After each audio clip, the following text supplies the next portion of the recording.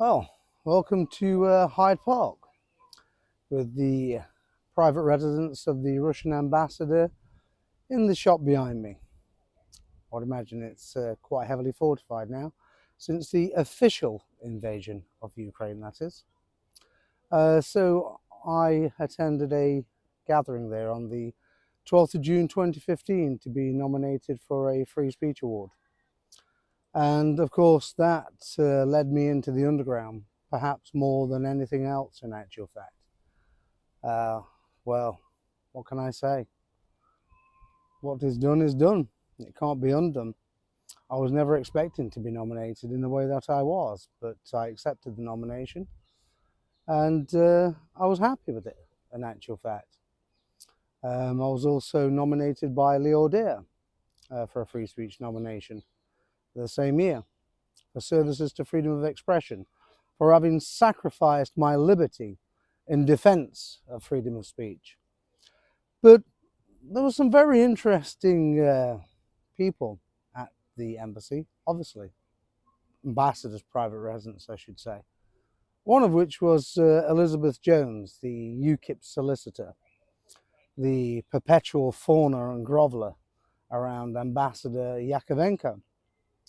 And of course, there were people there paying very close attention to what Elizabeth was up to. And so one of the reasons for making this video these years later is not just the video for the Underground, the Hunted series. It's also to draw attention to what happened that day.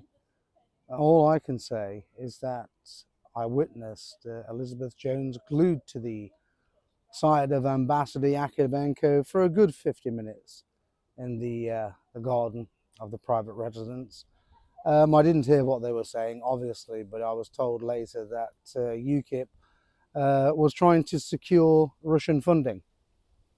And whether that was actually obtained or not is a matter that came before investigation with the National Crime Agency and also the Electoral Commission. But one Boris Johnson cancelled both of those investigations, according to the well-educated, well-informed rumour mill in Westminster and Whitehall. Why would he do that, I wonder? Well, I guess there's a very good reason. Mr. Farage recently admitted that he'd done a number of favours for the Tories, and he seemed to be quite peeved that he was being repaid in a way that they did recently by saying, oh no, we would never allow him to join the Conservative Party. Well, that's hardly surprising. It's now become Liberal left, and Farage is only one hair's breadth away from them as a centre-right Ziocentrist, quite frankly. So the whole issue is, should the investigation, i.e. a reinvestigation, be made? Should that investigation, the original investigation, be reopened into Russian funding of UKIP, if indeed it did occur? Well, we know that Mr. Farage has, in actual fact, denied meeting Ambassador Yakovenko, which is quite embarrassing for him because obviously we know for a fact that he did meet Ambassador Yakovenko. And there is a photograph to prove that. He's been outed well and truly on that one. So Farage has got form, like all politicians, for being an incurable liar. What's new? Nothing, one might ask. But what is new is the possibility that UKIP did receive funding from the Russian Federation. I'm not saying it did, I'm not saying it didn't. But what I am saying very clearly is they most definitely did seek to secure Russian funding, particularly on that day. And Elizabeth Jones brokered those meetings at said residence on said date. And later, Aaron Banks met the Ambassador Yakovenko several times. He denied that also. He said it was only one meeting. He obviously later amended that and said, oh no, it was 3 meetings. So for all we know, it could have been 6, 7, 8, 9, 10, etc. Who knows? But what we do know is that Aaron Banks has also lied about it. Nigel Farage has also lied about it. And when Starmer came to power, Obviously, an article appeared in the press confirming that the investigation was likely to be reopened. I think that's a good idea.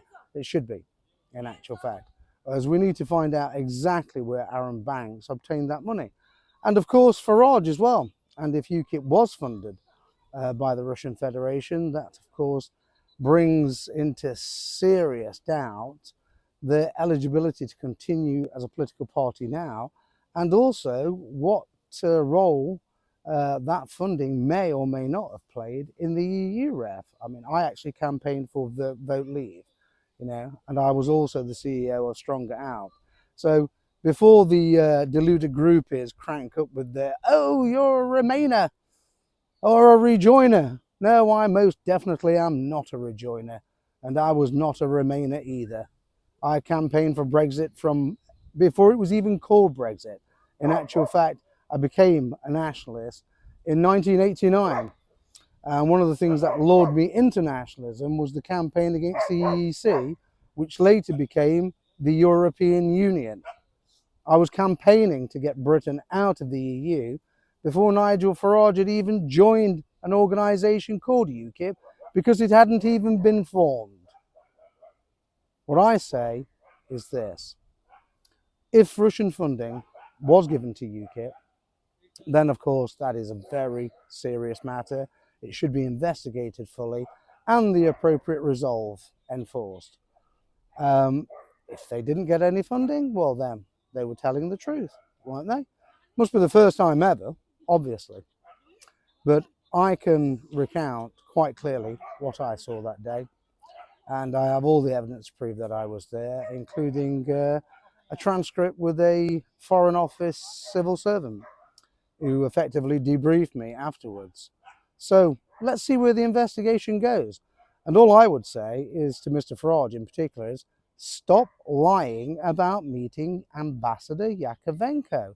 That in itself throws a cloud of suspicion over the entire miasma of deceit and trickery and smoke and mirrors in this situation. It simply heaps further suspicion upon it. So let's see where the investigation goes. But for my own part, I will continue to speak the truth, and I don't care about the lies, smears and threats and abuse of fake Farage and his groupies. They can spout it all they want. They just make it even easier for Starmer to crack down on them, because they're not capable of using social media responsibly, are they? We've seen that repeatedly. The truth will out, and I will out it. And you are not going to stop me.